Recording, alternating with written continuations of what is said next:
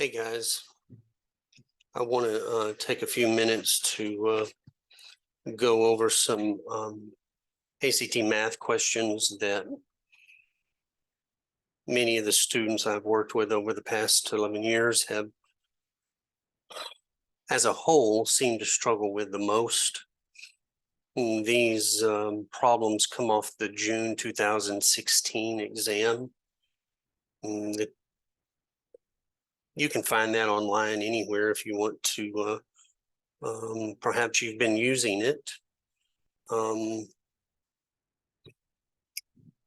Practice with. Maybe some of these problems that I review, you're struggling with too. And if they are, hopefully it helps you. Most importantly, what I would suggest to you is to focus on the logical approach that I present to you. Is my logical approach the perfect one or the one you should take all the time? Well, of course not, because you can always skin a cat multiple different ways, right? But I hope the logic that I put forth helps you. And that's what you should really be focusing on, is the logical approach. With that in mind, let's get moving, because we got quite a few questions to go over. And I don't want to make this video any longer than it has to be so it doesn't waste your time. Here we go. Question number 1. It presents a triangle to us. And when you look at the figure, you see you have 3 different expressions. That expression, when solved, tells us the length of each side. Well, what type of triangle is this? Well, thankfully, they tell us in the question, it's an equilateral triangle.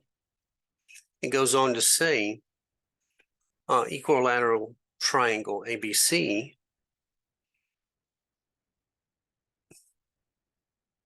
the sides are given in centimeters. So what is the value of y? So y plus 3 on B to C. We want to know what the value of y is. Well, with that being said, we know it's an equilateral triangle, so all the sides are the same length. With that in mind, we can take 3x plus 1, set it equal to 5x minus 9. And I'm doing this so I can find out the value of x, so I can substitute that back into one of these equations and figure out the length. Once I know the length, I can take y plus 3 and set it equal to the length and solve for the value of y. So let's get all of our like terms on the same side of the equal sign. And I'm going to move the 9 to the left side. That's going to give me 9 plus 1. That's going to be equal to 5x minus 3x. So 9 and 1 is 10. 5x minus 3x is 2x. We can divide both sides by 2. 10 divided by 2 is equal to x. So 5 is equal to x. Now, second thing, I'm just going to take 3x plus 1, substitute 5 in for x. 15 plus 1, 16. Now we know the value of x. I mean, the length of the line.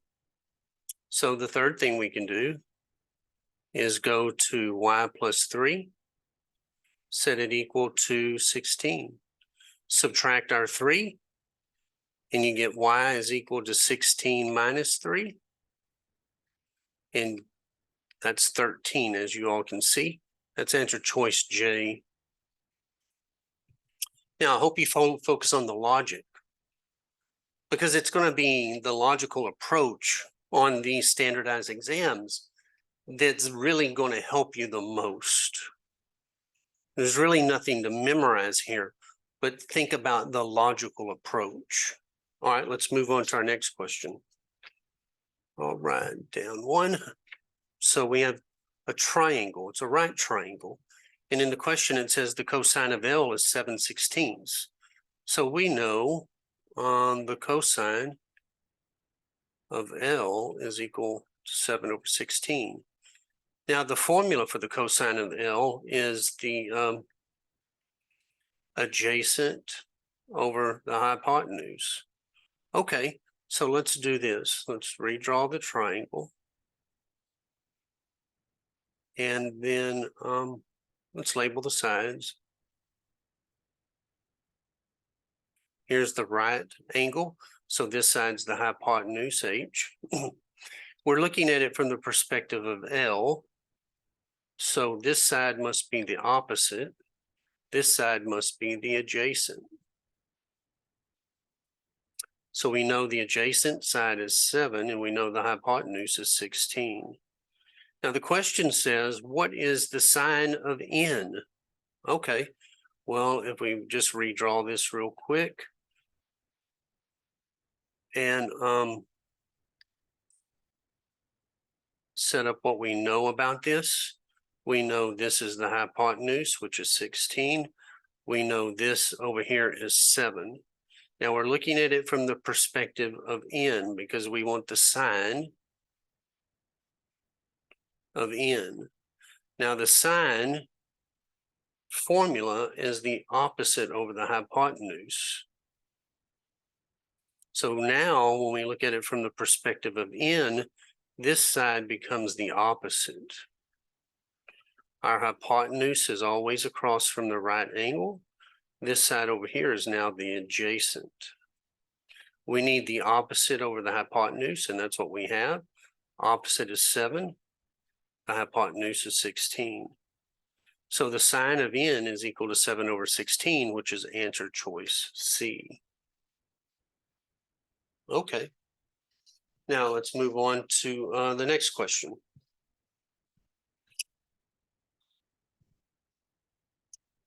This has the circumference of a circle. Well, what do you know about the circumference of a circle? Do you know the formula?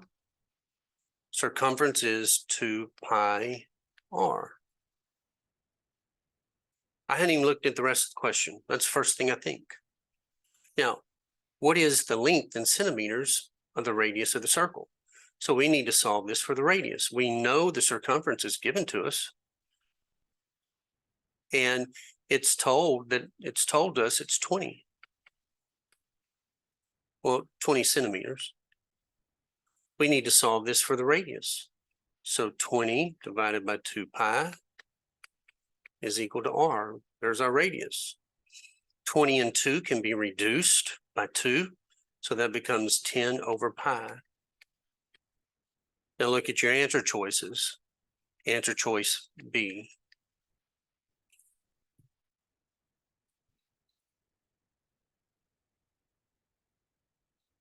All right. Let's move on.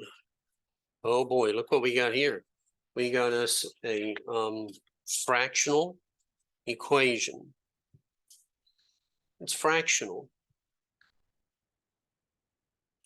Anytime you see a fraction on the ACT, I want you to start thinking about what makes a fraction undefined. And notice what they express in the question. They want to know the vertical asymptote. Well, wherever the equation, a fractional equation, is undefined, you will always find the vertical asymptote. And when you're going to find the vertical asymptote, you need to look at the denominator. What makes the denominator 0? Whatever value makes the denominator 0 in this equation is where the vertical asymptote will occur. So let's take the equation. Y is equal to 2x minus 5 over x plus 3. Well, what value of x makes the denominator 0? So a -3. So if x is -3, that equals 0. Therefore, at -3, we find our vertical asymptote. Answer choice A.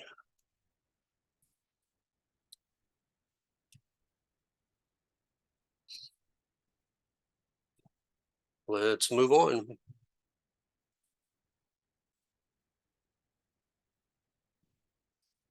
Okay. In this particular question, we have a triangle with a large angle in it, 110 degrees. So we don't have a right triangle. So that's going to have us to default to a different way to solve this. So what do we have available here? We have angles and we have a side. So knowing that we have an angle and a side, we can default to the idea of law of sines. Now let's look at what the question says. Green camp and blue camp lie on an opposite side of the lake. A boat dock is located 1,000 yards from Green camp. The campers estimated the angles between the three locations to be as shown. Which of the following expression gives the distance in yards between Green camp and blue camp? So we want the side that relates Green camp and blue camp together. So let me do this real quick. Select a different color of pen. Let me just label this thing as, I'm going to label this randomly A, capital B, capital C. Okay, now the angles have corresponding sides, which are opposite of them. So little a is over here, lowercase b is here, and lowercase c is here. So the sides will be in lowercase letters, and the angles will be in uppercase letters. All right.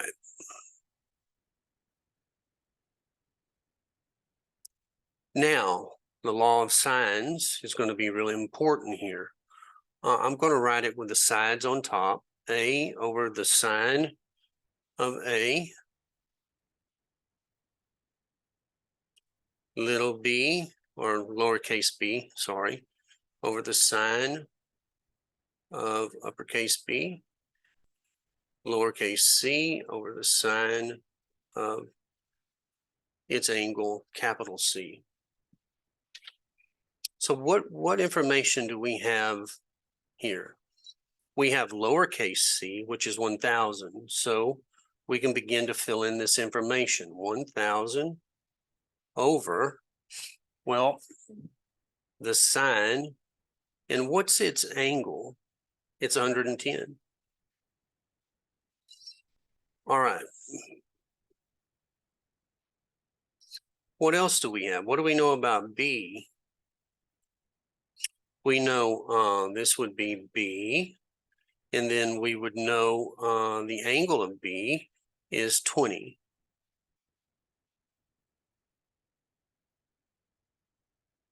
What do we know about A? We don't know the length of the side, so we believe that is A, but we know its angle is 50.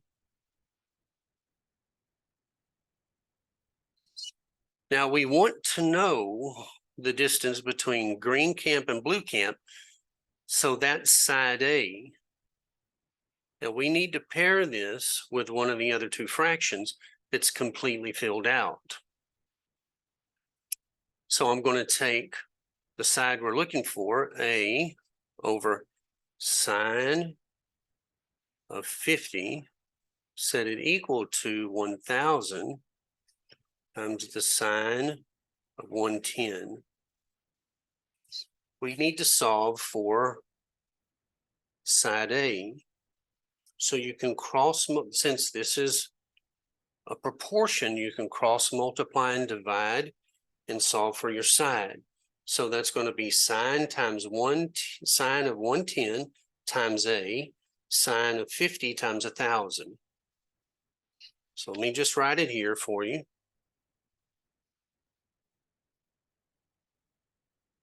That's our degree sign.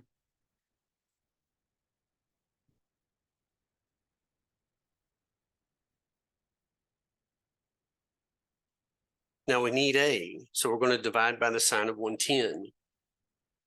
So A is going to be equal to 1,000 times the sine of 50 divided by the sine of 110.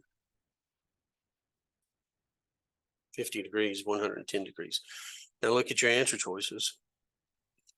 1,000 sine of 50 degrees divided by sine of 110. Answer choice D. Now I chose to use the law of sines because I have multiple angles and one side. So side angle side, if you remember that idea, or angle angle side. Okay, that's why I chose to use the law of sines. Now you better memorize this equation because from my experience, there's been very few times that I've seen the equation given to the students in the question.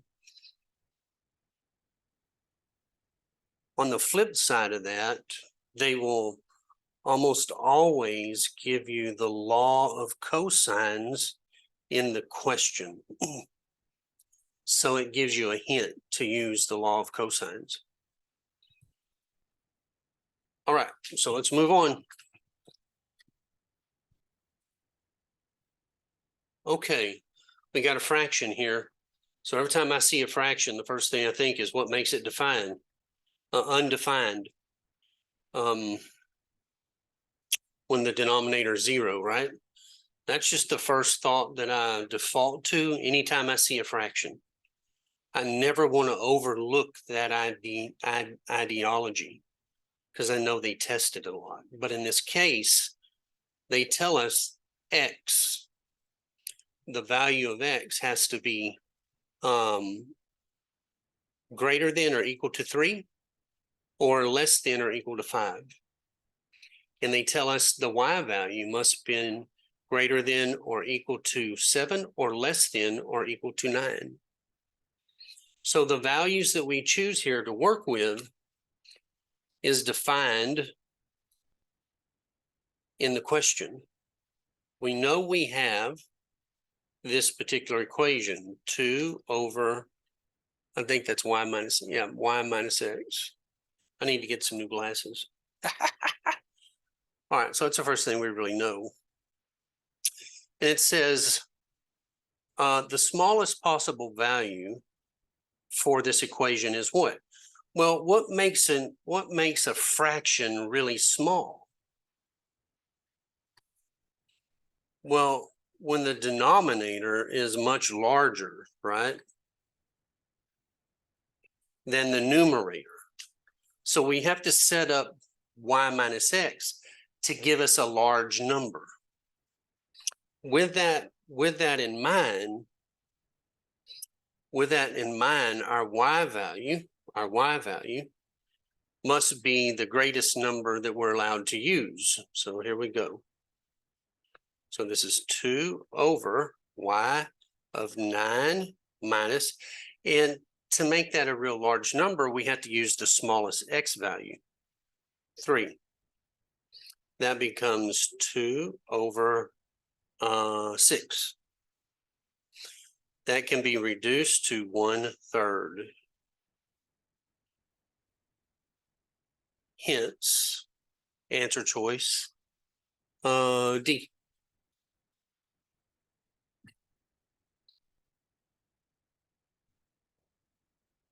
All right, let's move on to the next one. Let me get this out of the way.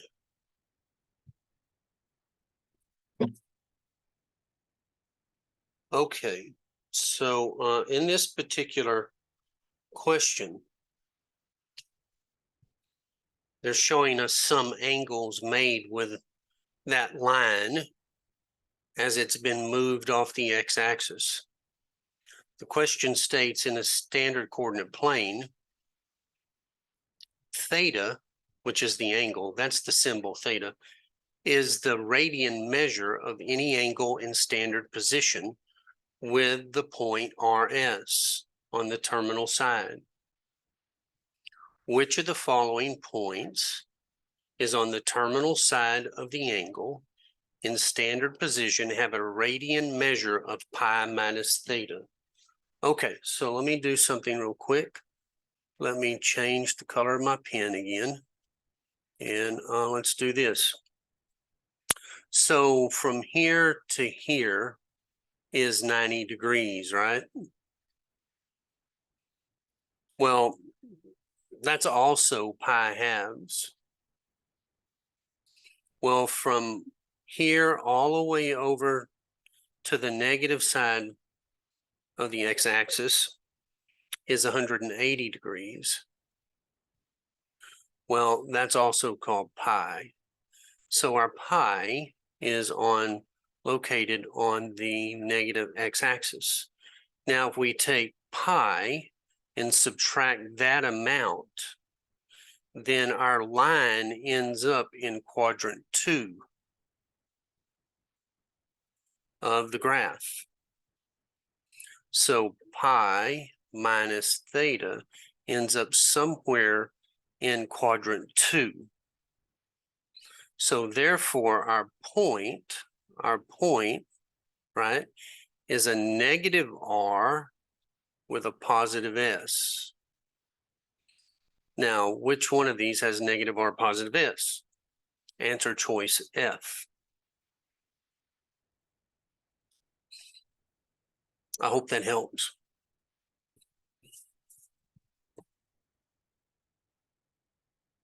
And make sure you understand the terminology here, terminal side. Wherever the side stops at is the terminal side. Okay, let's move on to the next, and I think this will be the final question. Yeah, I think this is the final question.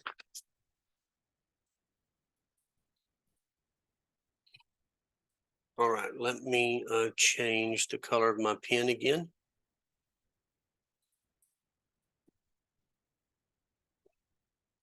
Now, suppose that A will be randomly selected from the set -3, -2, -1, 0, and 1. And that B will be randomly selected from the set -2, -1, 0, 1. What is the probability that A times B is greater than 0? So we know that when you multiply A times B together, it's got to be 0, greater than 0. With that in mind, that means in this question, if we draw a 0, we got to throw it back in.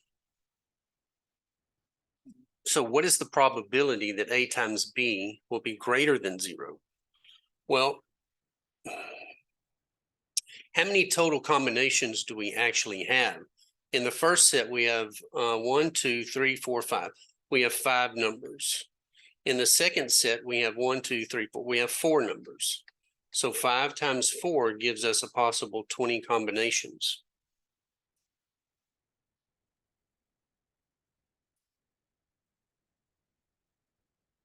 So the probability is going to be out of 20. But we can't use the values 0, because any number multiplied by 0 gives us 0, and we need to have the values to be greater than 0. So we have to eliminate the zeros from our set. So that gives us 1, 2, 3, 4, 5, 6, 7. So that gives us 4 numbers in the first set, and it gives us 3 numbers in the second set. So a total of 7 numbers that we can actually use. So it gives us a total of 7 out of 20. Answer choice D. Okay, guys. That is the last question from this June 2016 exam that a lot of the students struggled with the most. And I really hope this helps you. I wish you all the best on your ACT preparation. Or if you're working on the SAT, I wish you all the best for the SAT preparation. With that in mind, I will be making another video from another exam later on this week. Thanks for watching, and I wish you all the best.